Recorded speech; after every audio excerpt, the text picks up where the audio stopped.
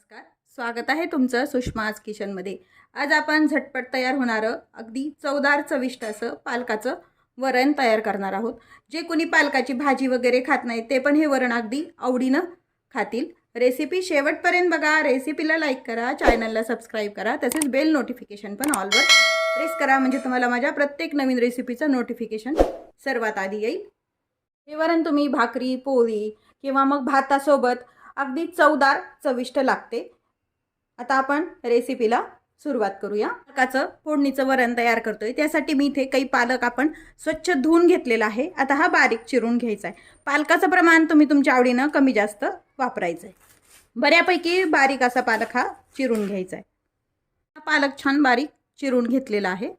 पालक चिरून घेतलाय आणि तुरीच्या डाळीचं जे वरण असतं हे मी कुकरला शिजवून घेतलेलं आहे। साधारण एक मोठी वाटीभर हे शिजवलेलं वरण आहे। पालक चिरून घेतलाय। एक टोमॅटो पण आपल्याला असा बारीक चिरून घ्यायचा आहे।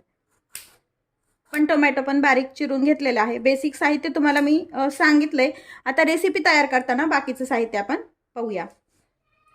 आपल्याला हे वरण फोडणी द्यायचंय, त्यासाठी मी इथे एक कढई गरम करायला ठेवली गॅस सुरू करून। यामध्ये पळीभर तेल टाकून घ्यायचंय। तेलाचं प्रमाण तुम्हाला जसं हवं तसं कमी जास्त वापरू शकता। आता तेल आपलं व्यवस्थित गरम करून घ्यायचंय। आता तेल छान गरम झालंय, यामध्ये अर्धा चमचा मोहरी टाकून घ्यायची। मोहरी छान तडतडलं की जिरं टाकून घ्यायचे। यामध्ये 10 ते 12 मेथीचे दाणे, मेथी बी जे असतं ते टाकून घ्यायचं। यामध्ये कढीपत्ता टाकून घ्यायचा, टोमॅटो टाकून घ्यायचं आणि छान हे टोमॅटो मऊ होईपर्यंत आपल्याला परतून घ्यायचं आहे। कोणत्याही वरणामध्ये 1-2 मेथीचे दाणे टाकले तर त्याची चव अगदी छान येते। तुम्ही इडली सांबर जेव्हा करता इडली सोबत तर त्यामध्ये पण थोडीशी मेथीचे बीज घातलं तर त्याची चव छान येते। आता हे टोमॅटो थोडेसे मऊ होण्यासाठी यामध्ये किंचित चिमूटभर आपण मीठ टाकून घ्यायचे आणि हे छान मऊ होईपर्यंत आपल्याला परतून घ्यायचे। मिनिट टोमॅटो छान परतून झालेत। खिसलेला लसूण आहे हा, कुटलेला लसूण नाही किंवा मग मिक्सरनं काढलेली पेस्ट पण नाही। आणि हे अद्रक आहे, शक्यतो मी खिसून घेते अद्रक पण, म्हणजे त्याची काय होतं साल आपल्या दाताखाली येत नाही आणि कचकच पण लागत नाही।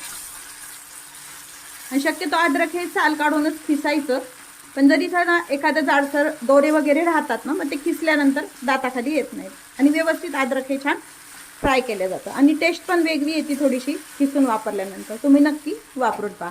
आता हे छान परतून झालंय, यामध्ये आपण जो चिरलेला पालक आहे तो टाकून घ्यायचा आहे। आधी सांगितल्याप्रमाणे पालकाचं प्रमाण तुम्ही तुमच्या आवडीनं कमी जास्त करू शकता, पण भरपूर पालक वापरला तरी हे वरण अगदी चवीला चवदार होतं।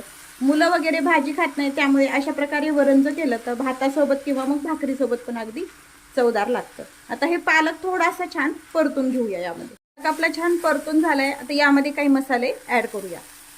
शिजवताना ऑलरेडी आपण हळद टाकतो, पण अजून थोडीशी हळद यामध्ये वापरायची आहे। धना पावडर टाकून घेतली अर्धा चमचा। आपण हिंग फोडणीत न टाकता मी शक्यतो असा हिंग वापरते, त्यामुळे चव पण छान येते आणि वास छान लागतो। यासोबतच लाल तिखट टाकून घ्यायचंय। तिखटाचं प्रमाण तुम्ही तुमच्या आवडीनं कमी जास्त करायचंय। मसाले 1 मिनिटभर छान परतून घ्यायचे। तर यामध्ये तुम्ही जर सांबर मसाला वापरला तरी पण चालतो, त्याची पण टेस्ट अगदी छान येते। आता हे मिनिटभर परतून झालंय आपलं। हे जे आपण शिजवलेलं वरण आहे तुरीच्या डाळीचं हे यामध्ये टाकून घ्यायचंय। याच पद्धतीने तुम्ही मुगाच्या डाळीचं पण वरण बनवू शकता, मसूर डाळीचं पण बनवू शकता किंवा मग मिक्स डाळीचं पण बनवू शकता। येणाऱ्या व्हिडिओमध्ये मी अशा प्रकारे बरेच प्रकारचे वरण मी तुम्हाला झटपट तयार होणारे करणार आहे। त्यासाठी तुम्ही माझ्या चॅनलला सबस्क्राईब करा, लाईक करा, तसेच रेसिपी शेअर करायला विसरू नका आणि बेल आयकॉन पण ऑलवर प्रेस करा, म्हणजे काय होईल तुम्हाला मी रेसिपी टाकली की नोटिफिकेशन सर्वात आधी तुम्हाला येईल। आता हे मिक्स झालेलं आहे व्यवस्थित। यामध्ये आपण मीठ ॲड केलेलं नाही, पाणी यामध्ये जसं पाहिजे तसं वापरायचं आहे आणि नंतरच आपल्याला मीठ ॲड करायचं आहे। जर तुम्हाला टिफिनला न्यायचं असेल तर या पद्धतीने तुम्ही हे घट्टसर असं वरण पण नेऊ शकता। आता हे छान मिक्स झालेत मसाले वगैरे। यामध्ये थंड पाणी कधी वापरायचं नाही, कोणतीही भाजीमध्ये वगैरे वरतून पाणी वापरताना ही गरम केलेलं पाणी आहे। मी एका साईडला गरम केलं होतं आणि ते यामध्ये आपल्याला टाकून घ्यायचंय। हवं तसं तुम्हाला घट्ट पातळ वरण हे तयार करून घ्यायचंय। साधारण मी फार पातळ नाही व फार घट्ट नाही अशा पद्धतीने हे वरण तयार करून घेणार आहे।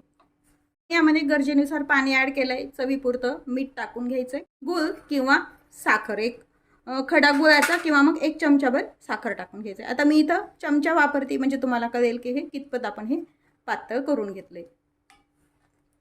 पीठ पेरून किंवा पीठ लावलेल्या भाजीपेक्षा हे वरण अगदी चवदार लागतं. आता याला छान उकळी येऊ द्यायची आहे. गूळ किंवा साखर, एक खडा गुळाचा किंवा मग 1 चमचाभर साखर टाकून घ्यायचं आहे. आता मी इथं चमचा वापरते म्हणजे तुम्हाला कळेल की हे कितपत आपण हे पातळ करून घेतलंय. पीठ पेरून किंवा पीठ लावलेल्या भाजीपेक्षा हे वरण अगदी चवदार लागतं. आता याला छान उकळी येऊ द्यायची आहे. वरण छान उकळले, वरतून थोडीशी कोथिंबीर टाकून घ्यायची म्हणजे कोथिंबीरीचा वास पण छान लागतो. आता गॅस बंद करून घेऊया.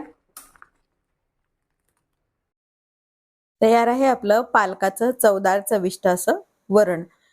हे वरण तुम्ही भात, भाकरी आणि पोळी सोबत पण अगदी खाऊ शकता.